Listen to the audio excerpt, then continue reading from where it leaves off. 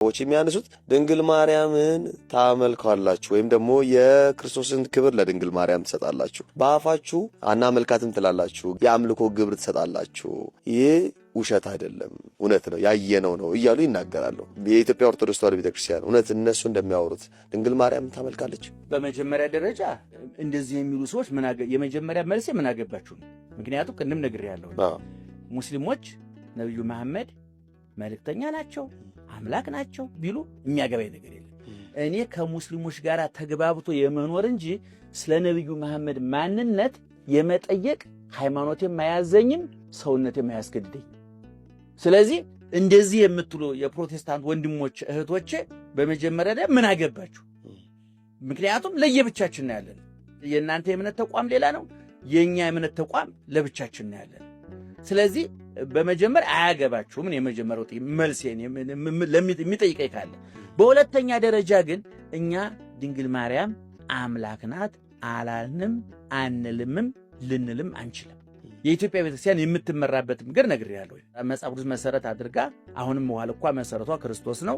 ክርስቶስን መሰረት አድርጋ አሁንም ውሃ ልኳ መሰረቷ የቆመው በሐዋርያት ትምህርት ላይ ነው። ሐዋርያው ቅዱስ ጳውሎስ እንደተናገረው በነቢያትና በሐዋርያት መሰረት ላይ ተመስርታችኋል።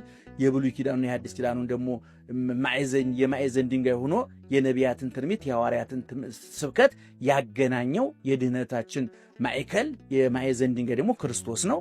በክርስቶስ ላይ ቆመን ሌሎቹን እንደየቅደም ተከተላቸው አክብረን እንኖራለን። ስለዚህ እኛም ቤታችን አምልከን አናውቅም። የምናደርጋቸውም ነገሮች የአምልኮት ምልክት የላቸውም። አላመለክንም። በዚህ በኩል ዕውቀት ለመጨበጥ የምትፈልጉ ቀና ፕሮቴስታንት ወንድሞቼ፣ አባቶች፣ እህቶች፣ ወንድሞቼ የምንወዳቸው የምናከብራቸው በዚህ ጉዳይ ኦርቶዶክሳዊት ተዋሕዶ ቤተክርስቲያን ምን ትላለች የሚለውን እናንተ የምትጠይቁት ሸፍተው ከወጡት ነው፣ ከከዱት ነው።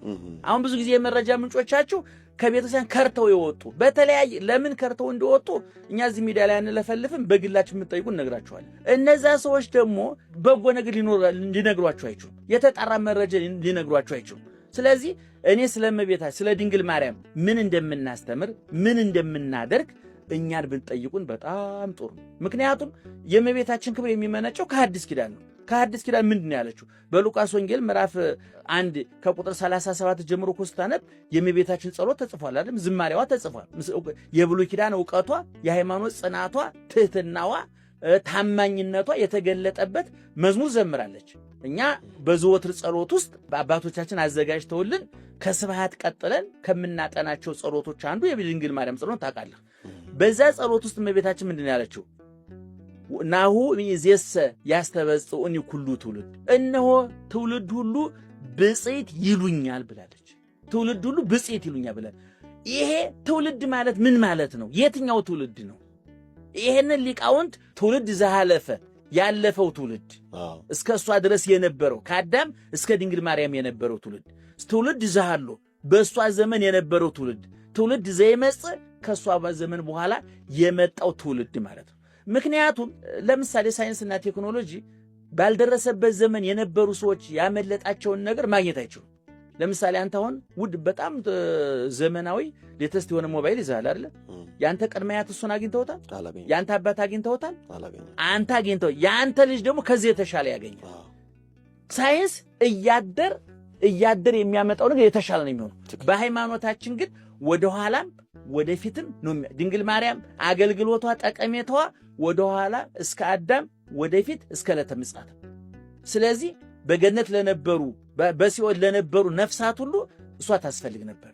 በኋላም እስከ ዕለተ ምጽአት ለምንነሳው ለኛ ታስፈልግ ነበር። ምንድን ነው እሷ? እነሆ ትውልድ ሁሉ ብፅዕት ይሉኛል። ከዛ ትውልድ መካከል እነማን አሉበት? ቀዳሜ ጸጋ አለበት፣ መጋቢ እሸቱ አለበት፣ ብፁዕ ቅዱስ አቡነ ማትያስ አሉበት፣ አንተ ሰፈር እዛ ሰፈር ጠቅላላ ትውልድ ሁሉ አለበት። ይሄ ሁሉ የዚህ ትውልድ አካል ነው። ስለዚህ ብፅዕት ማለት የማለት ግዴታ አለብን የለብን? አለብን። ይሄ ርዕሰ አንቀጽ ነው። ዜና ትከታተላለህ አይደለም? ዜናውን ሁለት ጋዜጠኞች ሊያቀርቡት ይችላሉ። አንደኛው የዜናውን የሚመራው ጋዜጠኛ ምን ይላል?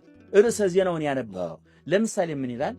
ዛሬ በመቀሌ ወይም በባህር ዳር ወይም በሐዋሳ እንዲህ ያለ መንገድ ተመረቀ ይልና ዜናውን ያነባል።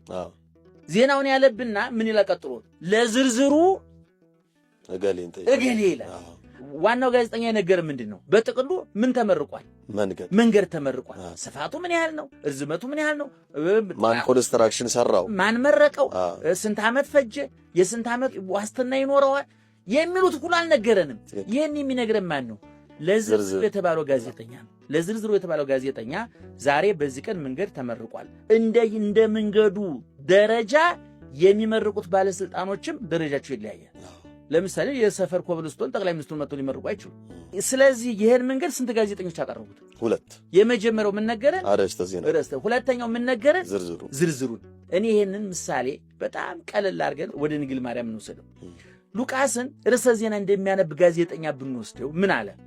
ድንግል ማርያም እነሆ ትውልድ ሁሉ ብፅዕት ይለኛል አለች ብሎ ዜናውን ርዕሱን አነበበና ለዝርዝሩ ኤፍሬም ሶርያዊ፣ ለዝርዝሩ ቅዱስ ያሬድ፣ ለዝርዝሩ አባ ጊዮርጊስ ዘጋስጫ፣ ለዝርዝሩ መልአከ ብርሃን አድማሱ ጀንበሬ ያለ ይመስለኛል። ምክንያቱም እነዚህ ሰዎች የምስጋና ትንታኔ ምንጫቸው ምንድነው ብትለኝ እነሆ ትውልድ ሁሉ ብፅዕት ይሉኛል።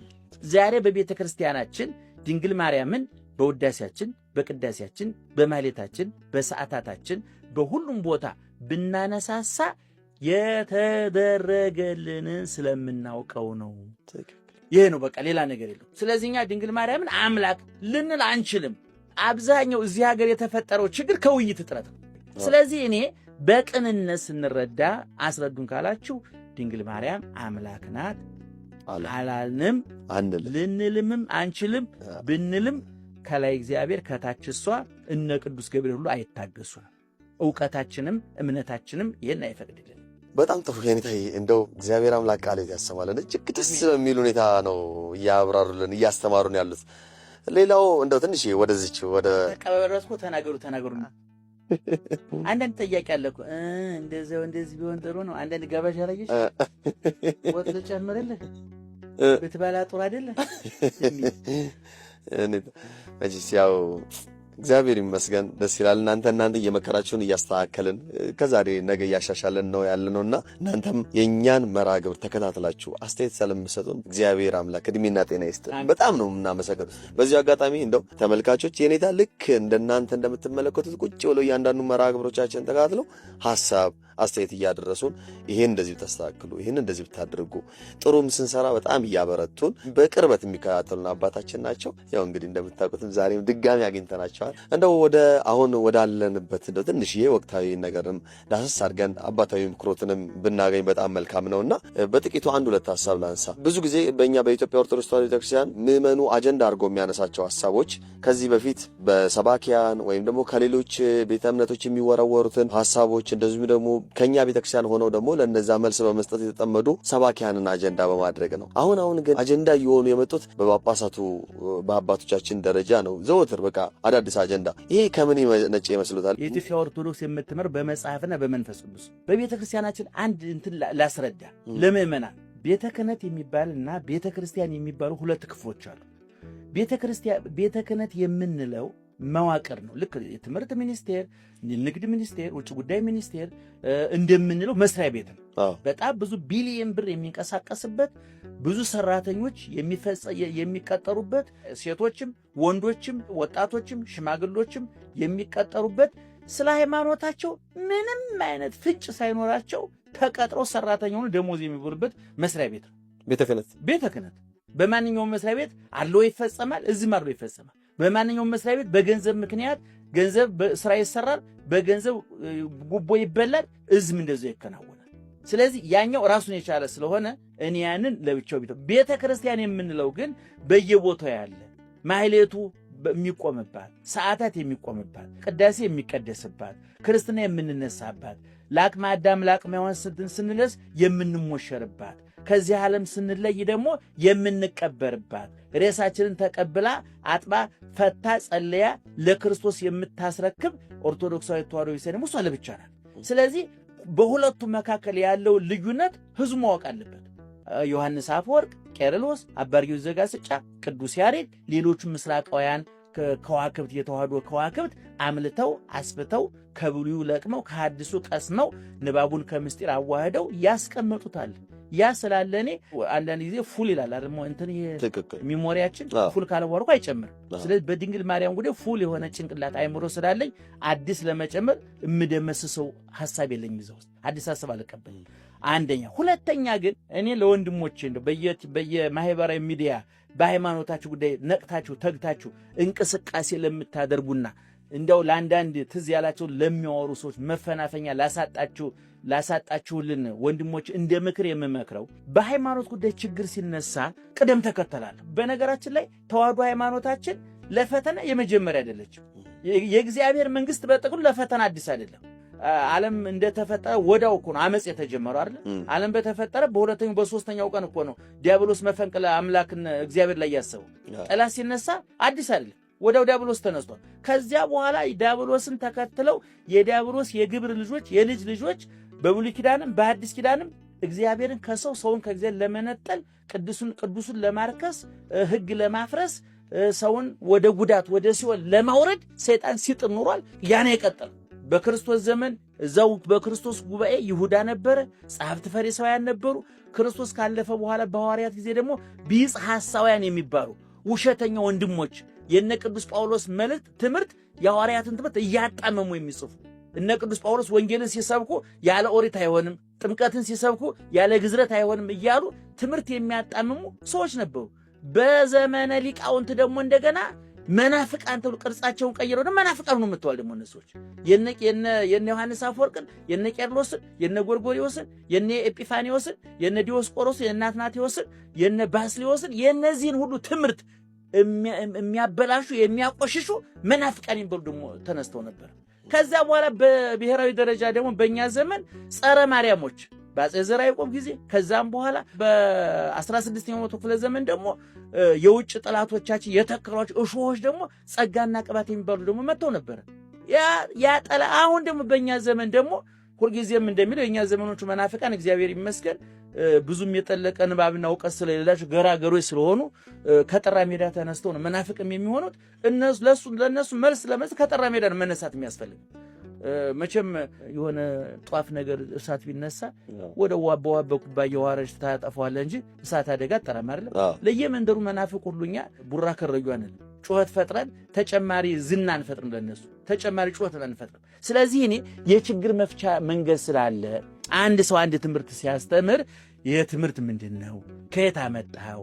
ከኦርቶዶክሳዊ ተዋህዶ ቤተክርስቲያን ትምህርት ጋር አብሮ አይሄድም ብሎ ሰውየውን መሞገት። አሬዎስ ወልድ ፍጡር ነው፣ መቅዶኔዎስ መንፈስ ቅዱስ ሕጹር ነው፣ ገደሉ ሎቱ ስብሐት። ንስጥሮስ ከዛ በኋላ ተነስቶ እመቤታችን ትሰወኬ ትሰሜ ወላዲተ አምላክ ወአማነ ትሰሜ ወላዲተ ሰብ፣ እሷ የወለደችው ሰው ነው አምላክ አይደለም፣ እሱም አምላክ አይደለም፣ እሷም ወላዲተ አምላክ አይደለችም። አድሮ ወጣ እንደ መስኖ ውሃ እንደ ማድጋ ውሃ ዳዊት ከማይደሩ ገብቶ እንደሚወጣው ገብቶ ወጣ እንጂ ከሥጋዋ ሥጋ ከነፍሷ ነፍስ ነስቶ አልተዋሃደም የሚሉ መናፍቃን ተነስቶ ነበር፣ ከሃዲያን ተነስቶ ነበር።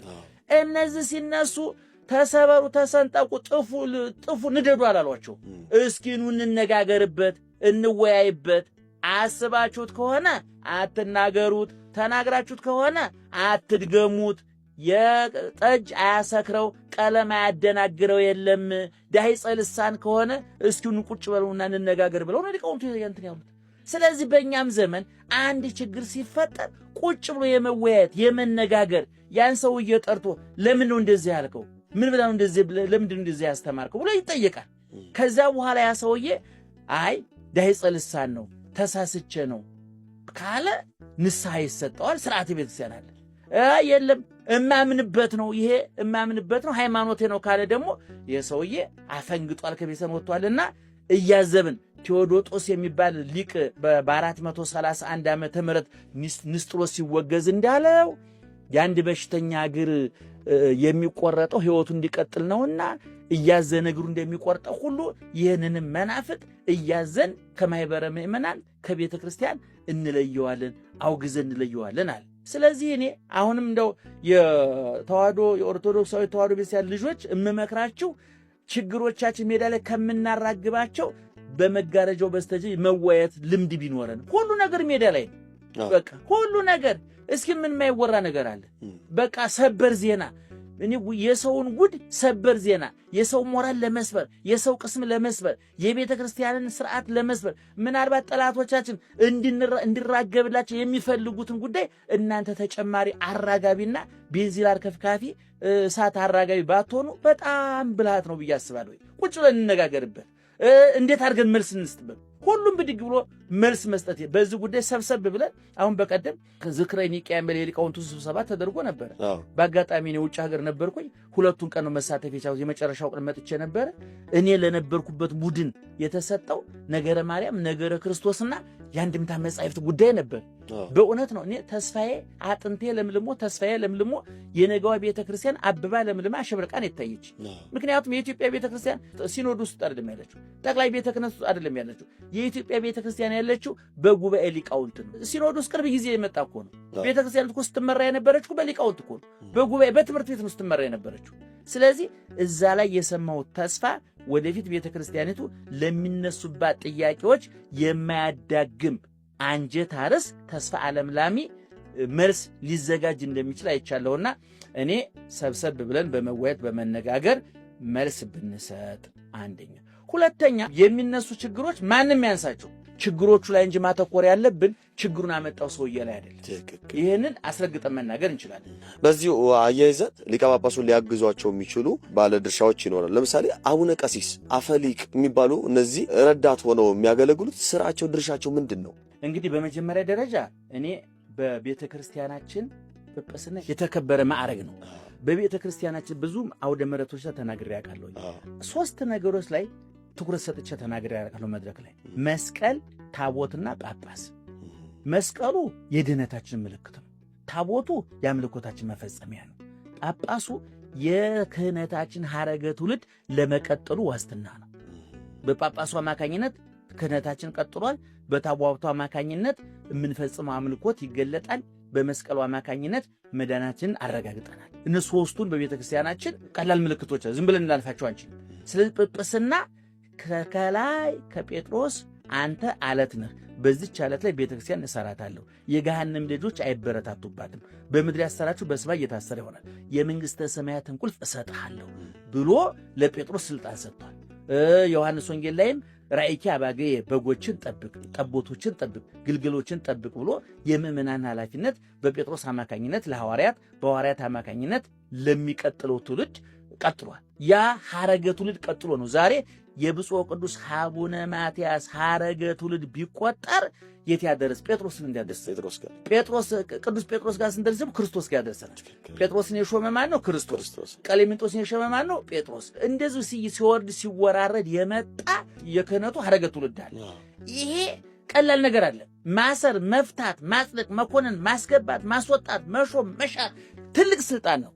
ነገር ግን ይሄ ስልጣን በየዘመኑ ፈተና ገጥሞት ያውቃል። ለሹመቱ ለማዕረጉ የማይመጥኑ ሰዎች አጋጥሞት ያውቃል። ለክርስትናው የማይመጥኑ ክርስቲያኖች፣ ለመምህርነቱ የማይመጥኑ መምህሮች እንዳሉት ማለት ነው። ለምሳሌ እኮ እኔም አሁን መጋቢ አዲስ ነኝ። ቅዱስ ገብርኤል መጋቢ ስም እኩል ግብር ስንኩል ይባላል።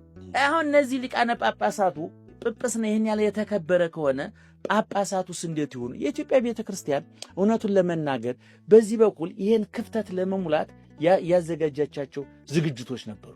ለምሳሌ ጳጳሳቱ በእኛ ዘመን ላሉ ጳጳሳት 3 ነገር ቢደረግ፣ 1 ስልጠና ቢሰጥ ምን ችግር አለ? በዓመት 1 ጊዜ ጳጳሳት ተሰብስበው የ1 ወር ስልጠና።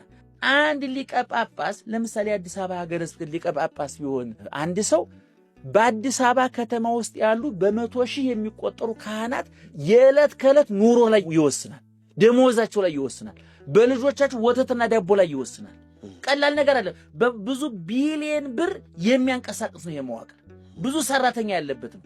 አሁን ለጳጳሳቱ ስልጠና ይሰጥ ሲባል እንዴት ገብተው መቀደስ እንዳለባቸው ቡራኬ፣ እማሬ፣ ድማሬ በቤተ ክርስቲያን ውስጥ ያለው ማህሌቱን እንዴት እያልን አይደለም እየተከናወነ ያለው። ቤተ ክርስቲያኒቱ በአሁኑ ጊዜ ከፍተኛ የገንዘብ ምንጭ ሆናለችና ከፍተኛ ሰራተኛ ይዛለች። እንደውም በአሁኑ ጊዜ እኮ ከመንግስት ቀጥሎ ሰፊ ሰራተኛ የቀጠረችው የኢትዮጵያ ቤተክርስቲያን። ትክክል።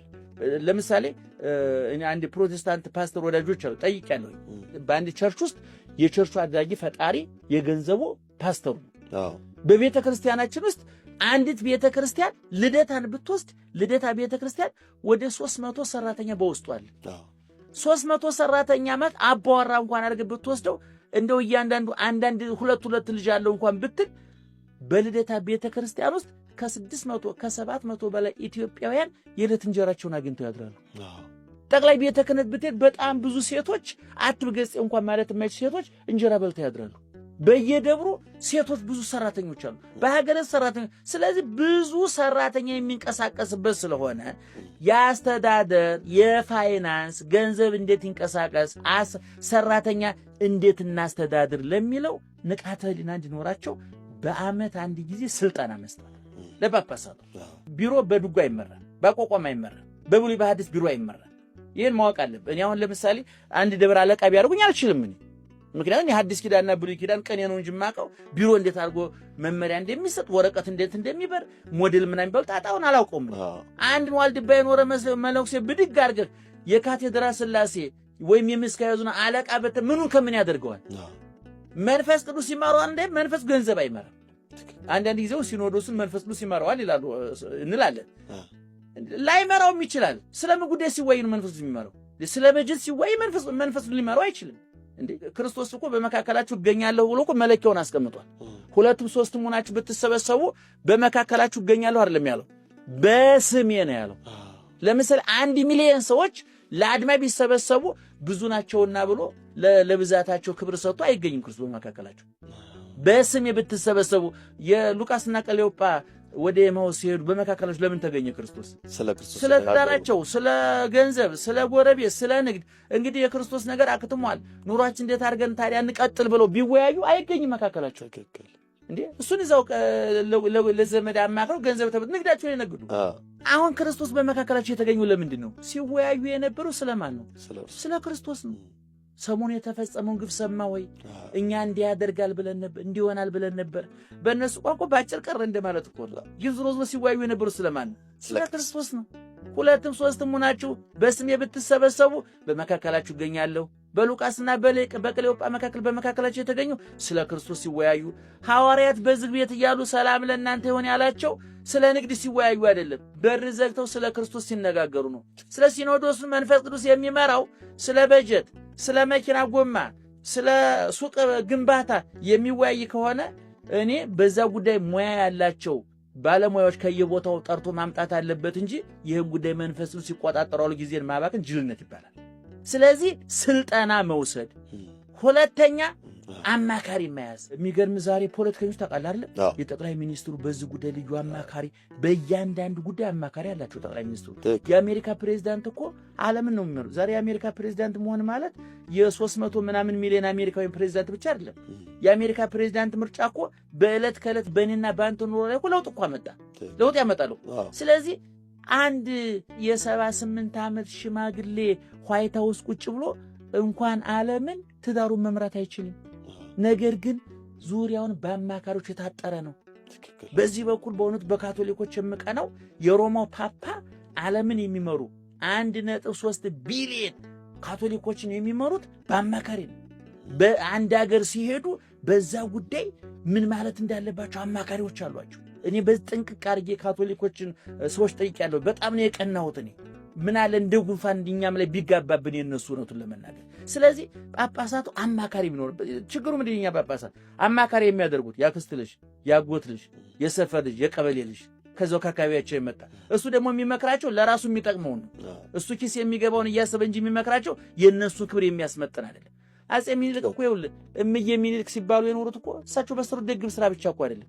ምን ይደረግ መሰለ አጼ ሚኒልክ ደጅ ጥናት ከትግራይ ይመጣል፣ ከወለጋ ይመጣል፣ ከጎንደር ይመጣል፣ እዛ አዲስ አበባ ይመጣል። በዛን ጊዜ ደግሞ ጠጁ ጮማው እንደ ልብ ነው።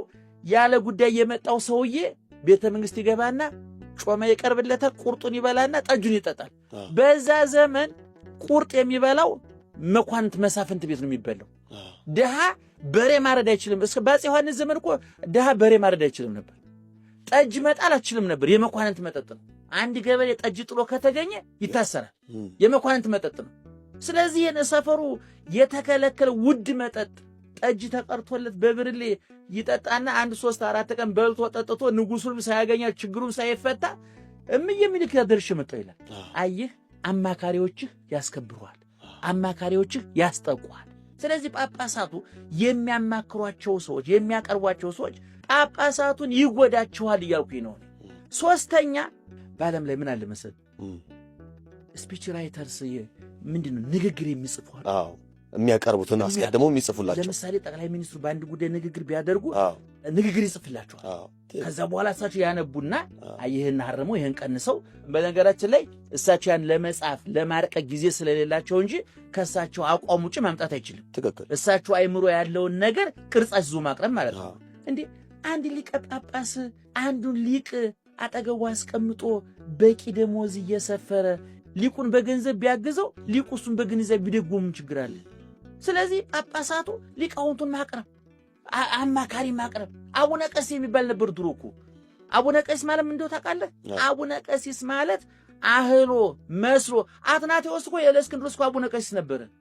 አሬዎስ ሲወገዝ ዋናውን ሚና የተወጣው እኮ አትናቴዎስ ነው አይደል? አቡነ ቀሲስ ነበረ። ስለዚህ የኛ ጳጳሳት አቡነ ቀሲስ አላቸው ወይ?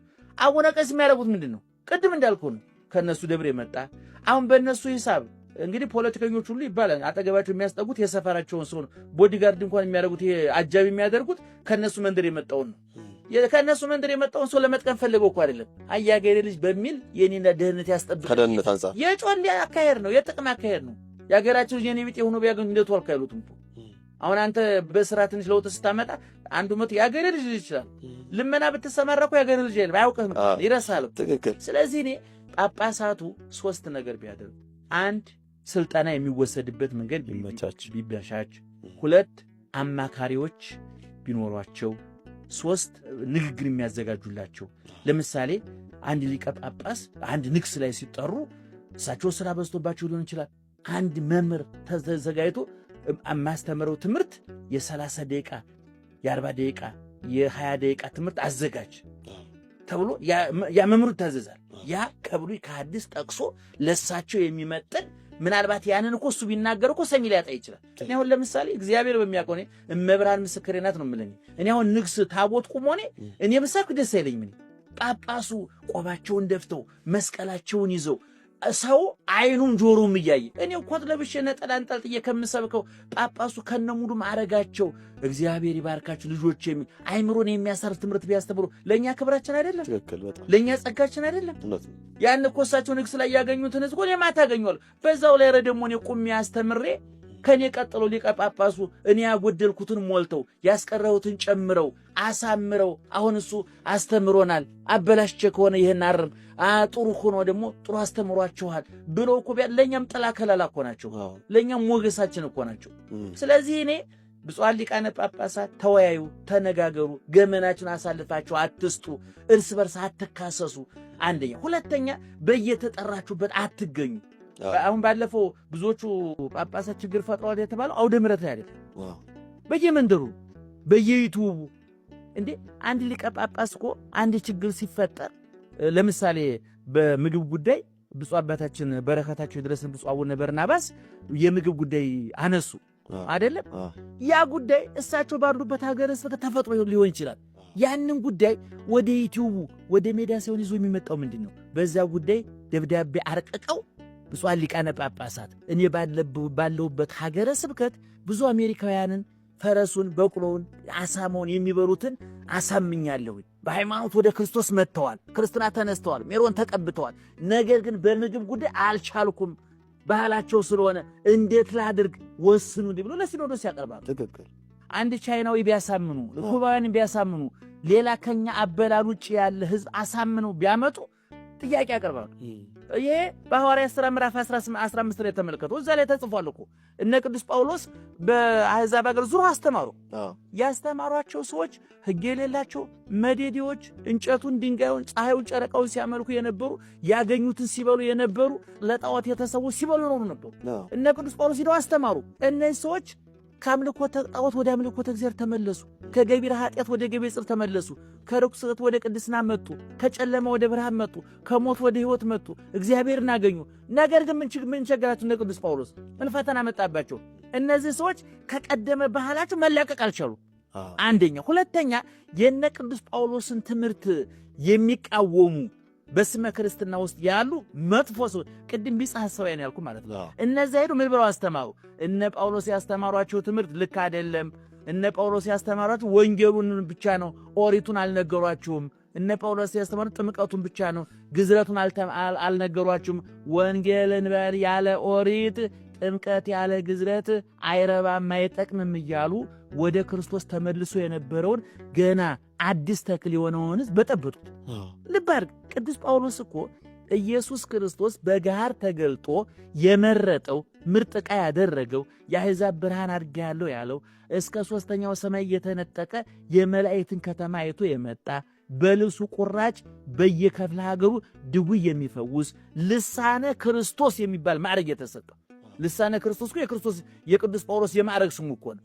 የክርስቶስ አንደበት ማለት ነው። ዳዊትን እንደ ልብ ያለ ሰው አገኘው ልበ አምላክ ተብሎ የለ ዳዊት። ቅዱስ ጳውሎስ ደግሞ ልሳነ ክርስቶስ ይባላል። በኋላ ተነስቶ ከሐዋርያት የበለጠ መናኝ፣ ድንግል፣ ባህታዊ እንዲሁ ክርስቶስን ማሳየት የቻለ ልበ ሙሉ ሐዋርያ ነበረ። ነገር ግን ይህ ችግር ሲፈጠር ብቻዬን ልወስን አላለ።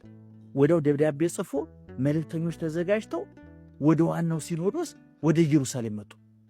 ኢየሩሳሌም መጥቶ ሪፖርት አደረጉ። ምንድነው ሪፖርት ያደረጉት? ሄደን አሕዛብን አስተምረናል፣ ወንጌል ሰፍቷል፣ ጣዖት ጠፍቷል፣ ክርስቶስ ተሰብኳል፣ ጨለማው ተገፏል፣ ብርሃን ሰፍኗል፣ ሞት ተሽሯል፣ ሕይወት ነግሷል፣ ወንጌል እየተቀጣጠለ ነው፣ ክርስትና እየተቀጣጠለ ነው፣ ጥሩ ደረጃ ላይ ነው ያለ ነው። ነገር ግን እንዲህ ያሉ ችግሮች አሉብን። ለዚህ መፍትሄ ሰጣችሁ ጻፉልን፣ መመሪያ ስጡን። ልብ አድርጋየ ማን ነው ይሄንን መልእክት የጻፈው? ቅዱስ ጳውሎስ። አሁን ቅዱስ ጳውሎስ ራሱ ሲኖዶስ አይደለም? ራሱ መወሰድ ቢችል ሰው አይደለም? እኛ ሀገር ምንድነው የሚሆነው? አንድ ሰባኪ እኮ በቃ ትንሽ እያስተማርክ በቃ ሰው ንግግርን ሰምቶ ምናልባት እኮ የረባም ተናግረ ላይ ሆነ እኮ ይችላል። ንግግር ሰምቶ እንዲሁ ትንሽ ታጨበጨበልህ። የመጀመሪያ ስራ ምን? ሌሎችን መናቅ፣ ሌሎችን መንቀፍ።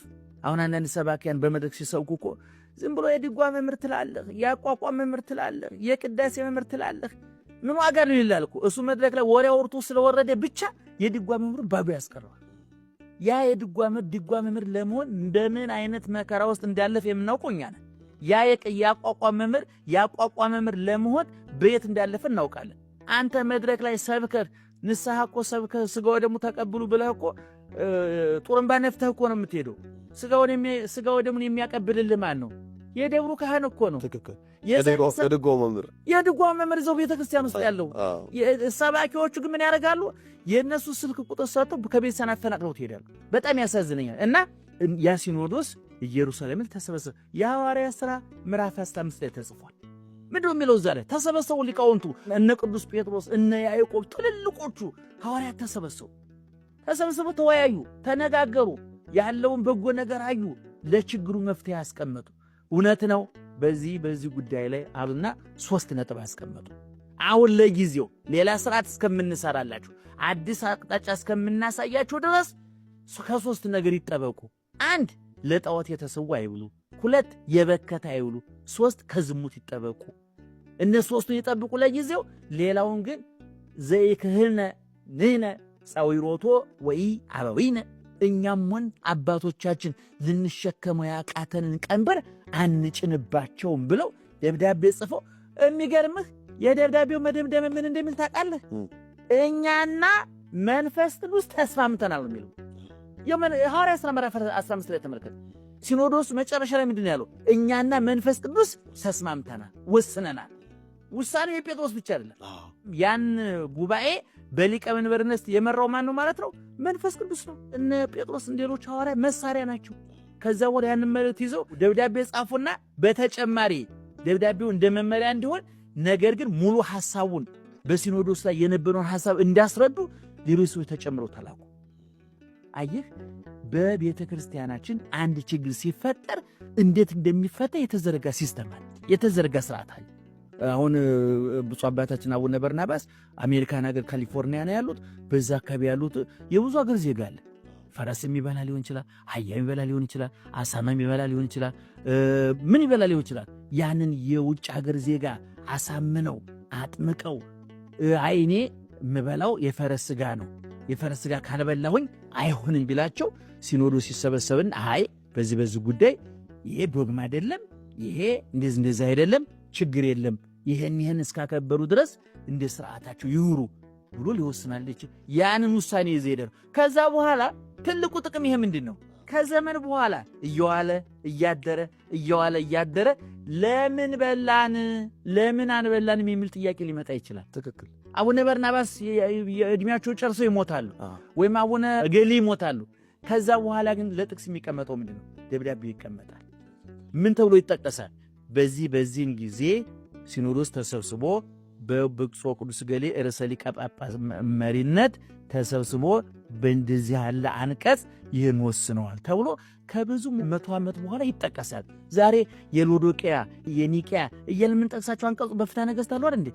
ያን ጊዜ እኮ ጳጳሳቱ ተሰብስበው የወሰኑት የውሳኔ ውጤት ነው። የሐዋርያት ሥራ እኮ 2000 ዓመት እኮ ሊሆነው እኮ ነው። አሁን ጠቀስኩት እኔ ተጽፎ ስለተቀመጠ ነው። ማዕከላዊ አሰራሯን ያልጠበቀች ቤተ ክርስቲያን ፍርስርሷ ነው የሚወጣው። ዛሬ ፕሮቴስታንት ወንድሞቻችን ብዙ ፓስተሮች ጋር ተገናኝተን ስንወያይ እነሱም ያመኑበት እኛም የምንመክራቸው ምንድነው? ተሰባሰቡና ማዕከላዊ አሰራር ይኑራችሁና ተጠያቂነት ይኑራችሁ።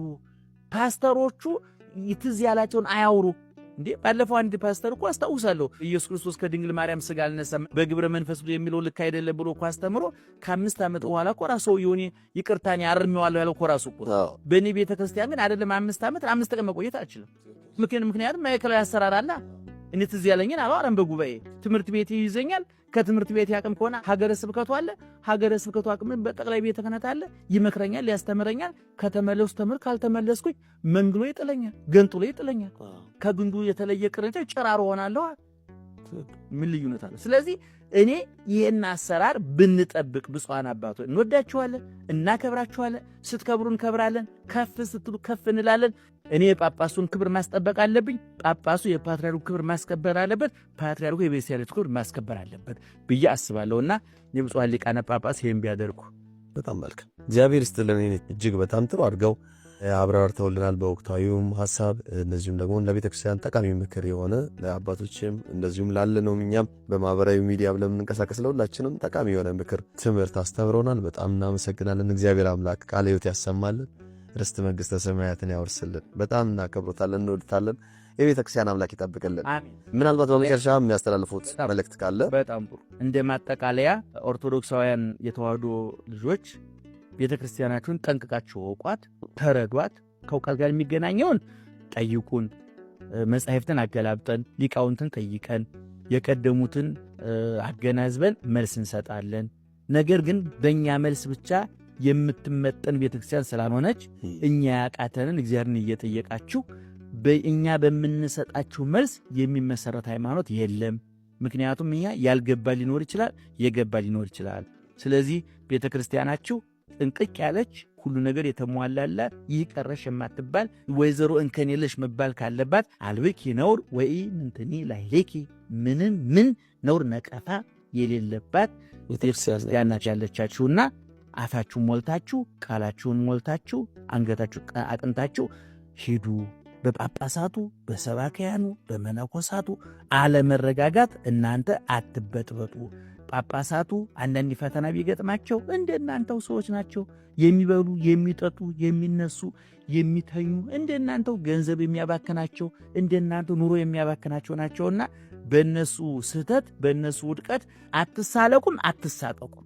ዮሐንስ መጥምቅ አንተ ክርስቶስ ነው ሲባል ከባድ ፈተና ነበር አይደል? ዮሐንስ ከሚሰራው ስራ አንፃር ነኝ እንኳን ባይልቁ አይደለሁም ማለት ይችል ነበር። አንጠልጥሎ መቶ ይችል ነበር። አይደለሁም ብቻ አይደለም ያለው እንኳን ልሆን የጫማውን ማሰሪያ ልፈታ አይገባኝም ነው። ስለዚህ እኛን አልፋችሁ ቤተክርስቲያናችሁን አግኟት። ጳጳሳቱን አልፋችሁ ቤተክርስቲያናችሁን አግኟት። ካህናቱን አልፋችሁ ቤተክርስቲያናችሁን አግኟት። በኦርቶዶክሳዊ ተዋሕዶ ቤተክርስቲያን በጳጳሳት ልክ ተቀዳ አልተሰፋችም።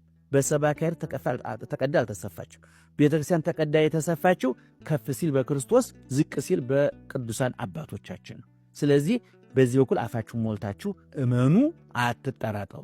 በሁለተኛ ደረጃ ከኛ እምነት ውጭ ያላችሁ ፕሮቴስታንት ሁኑ፣ ሙስሊሞች ሁኑ፣ ካቶሊኮች ሁኑ፣ ሌላም እምነት ይኑራችሁ፣ በእውነት ሳያነብ የሚያነበንብ ፓስተር፣ ሳያመሰጥር የሚቀባጥር ሰባኪ፣ ሳይቀር የሚያንቋርር ኡስታዝ የሚሰጣችሁን የሚረጨውን መርዝ እየተቀበላችሁ ኑሯችሁን አትበጥብጡ።